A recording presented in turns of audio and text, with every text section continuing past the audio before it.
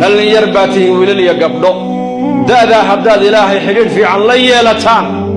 oo intaa dhallinyarada aad tihiin allah aad ka baqdaan oo sidii ilaahay uu inaga rabay aad u socotaan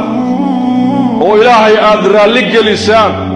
oo wixii ilaahay casa wajalla uu ka dheeraada niga yidhi aad ka fogaataan waxa ilaahay uu ku leeyahay maalintay dhibaato adigana kugu dhacdo anaa kuu soo gurman baa ilaahay ku leeyahay tacarraf ila allaahi birrakhaa barwaaqada dhallinyarnimadu waa barwaaqo nabadgelyadu waa barwaaqo arsaaqadii waxaad cunaysa intaad haysato waa barwaaqo caafimaadka intaad haysato waa barwaaqo